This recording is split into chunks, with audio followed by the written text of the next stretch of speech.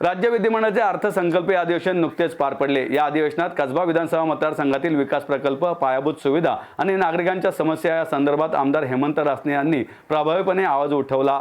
लक्षवेधी सूचना आणि प्रश्न मांडले। विशेषतः कसबा मतदारसंघासह पुणे शहराच्या वाहतूक व्यवस्थेला चालना देणाऱ्या दोन महत्त्वाकांक्षी भुयारी मार्गांच्या प्रस्तावाला गती देण्यासाठी त्यांनी लक्षवेधी सूचना केली। मुख्यमंत्री देवेंद्र फडणवीस यांच्याकडे पाठपुरावा केल्यानंतर सार्वजनिक बांधकाम मंत्री शिवेंद्रसिंहराजे भोसले यांच्या प्रमुख उपस्थितीत उच्चस्तरीय बैठक पार पडली। या बैठकीनंतर भुयारी मार्गाचा सविस्तर प्रकल्प अहवाल तयार करण्याची सूचना प्रशासनाला देण्यात आली आहे। छत्रपती शिवाजीनगर रस्त्यावर शनिवारवाडा ते स्वारगेट आणि बाजीराव रस्त्यावर सारसबाग ते शनिवारवाडा असे दोन भुयारी मार्ग प्रस्तावित आहेत। सविस्तर प्रकल्प अहवाल तयार झाल्यानंतर भुयारी मार्गाच्या कामाला गती मिळणार असल्याची माहिती आमदार हेमंत रासने यांनी पत्रकार परिषदेत दिली। ऐतिहासिक वास्तू असणाऱ्या शनिवारवाडा परिसरात पुरातत्व विभागाच्या नियमावलीमुळे निर्माण झालेल्या जुन्या वाड्यांच्या पुनर्विकासाचा प्रश्न सोडवण्यासाठी राज्य सरकारच्या माध्यमातून केंद्राकडे पाठपुरावा करणे, खडकमाळआळी येथील संतगतीने सुरू असणारे नवीन प्रशासकीय इमारतीचे बांधकाम पूर्ण करणे, राज्य सरकारची महत्त्वाकांक्षी आपला दवाखाना योजना कसबा मतदारसंघासह पुणे शहरामध्ये राबवणे, खडक पोलीस ब्रिटिशकालीन पोलीस वसाहतीचे पुनर्निर्माण, महापालिका कर्मचाऱ्यांच्या वसाहतीची दुरावस्था झाल्याने त्यांना अडचणींचा सामना करत राहावे लागत आहे। त्यामुळे वसाहतींची डागडुजी करण्यासोबतच नवीन इमारतींच्या बांधकामासाठी राज्य सरकारकडून निधी उपलब्ध करून देण्याची लक्षवेधी सूचना रासने यांच्याकडून करण्यात आली। पुणे शहर आणि विशेषतः गावठाण भाग असणाऱ्या कसबा मतदारसंघातील जुन्या वाड्यांचा पुनर्विकास तांत्रिक अडथळ्यांमुळे रखडला आहे। त्यामुळे हजारो नागरिकांना जीव मुठीत घेऊन राहावे लागत असल्याने ठाणे व मुंबईच्या धर्तीवर पुणे शहरासाठी स्वतंत्र सुधारित धोरण तातडीने राबवण्याची गरज आहे। स्वतंत्र गृहनिर्माण धोरण राबवण्यासाठी तज्ज्ञ समिती स्थापन करण्याची मागणी केली आहे। मुख्यमंत्री देवेंद्र फडणवीस यांना देखील याबद्दलचे सविस्तर निवेदन देण्यात आले असून मुख्यमंत्री कार्यालयाकडून गृहनिर्माण खात्याच्या अवर मुख्य सचिवांना आवश्यक कार्यवाही करण्याचे निर्देश देण्यात आले असल्याची माहितीही रासने यांनी दिली। आज या ठिकाणी कसबा मतदारसंघाचा आमदार म्हणून काम करण्याची संधी मिळाल्यानंतर अर्थसंकल्पीय पहिल्या अधिवेशनाला सामोरं जात असताना त्या ठिकाणी जवळ 3 मार्च ते 26 मार्च असा जवळजवळ 3 आठवड्यांचं हे अधिवेशन होतं। या अधिवेशनामध्ये 14 मतदारसंघातील प्रमुख जे विषय आहेत ते विषय मुख्यमंत्री साहेबांसमोर मी मांडले। त्या सर्वाला मुख्यमंत्री साहेबांनी कार्यवाही करावी अशा पद्धतीच्या स्ट्रॉंग ऑर्डर दिल्या। त्या अनुषंगाने त्या पद्धतीच्या कामांना सुरुवातसुद्धा झाली। जो सर्वात महत्त्वाचा अंडरपासचा विषय होता त्याचा DPR करण्याची DPRची बैठक झाली। त्याच्या DPR करण्याचे निर्देश सार्वजनिक बांधकाम मंत्र्यांनी दिले। त्याचबरोबर खडक पोलीस लाईन या ठिकाणचा 1875 सालापासूनची असणारी पोलिसांची वसाहत त्याच्या पुनर्बांधणीचा विषय या विषयाला सुद्धा गती या अधिवेशनाच्या काळात मिळाली।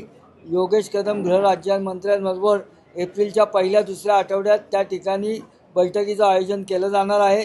त्याचबरोबर लोकमान्य नगर हा महाराची वसाहत असणारा एक प्रकल्प 16.5 एकरचा प्रकल्प आहे। त्या ठिकाणी तो एकत्रित त्याचा एकात्मिक विकास व्हावा याकरताचा एक प्रस्ताव मी दिला। त्यालासुद्धा त्या खात्याने गृहनिर्माण खात्याच्या माध्यमातून त्याला सकारात्मक प्रतिसाद मुख्यमंत्र्यांच्या ऑर्डरनंतर मिळाल्या आणि त्याचीसुद्धा बैठक काल लागली होती।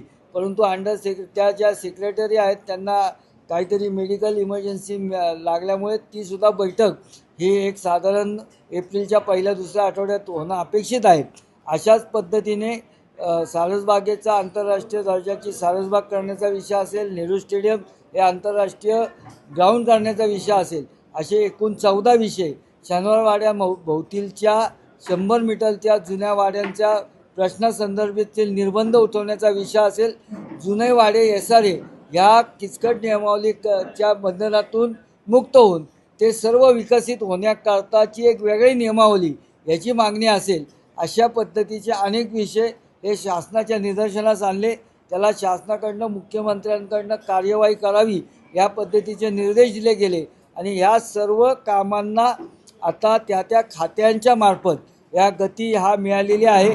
येणाऱ्या वर्षभरात या सगळ्या कामांना एक शासकीय मान्यता लवकरात लवकर मिळून त्याचा अंमलबजावणी ही ह्या नजीकच्या काळात पुढच्या वर्षी अपेक्षित आहे। आज या अधिवेशनाच्या काळात 6 लक्षवेधी मी मांडल्या, 5 तारांकित प्रश्न मांडले, परंतु माझ्या स्वतःची एकच लक्षवेधी प्रत्येक सदस्याची एकच लक्षवेधी यावेळेस अध्यक्षांनी घेतली. माझीसुद्धा एक लक्षवेधी SRAच्या विषयातली झाली. 2 लक्षवेधी या पुण्याच्या संदर्भातल्या आमदारांच्या होत्या. एक सुनील कांबळेंची होती, एक आपले भीमराव तापकेरांची होती. त्या दोन्ही लक्षवेधीमध्ये मी चर्चेत सहभाग घेतला. ससून हॉस्पिटलची लक्षवेधी होती आणि अतिक्रमणचे विषय, त्या विषयात लक्षवेधीमध्ये मी सहभाग घेतला. 2 पॉईंट ऑफ इन्फॉर्मेशन मी मांडले.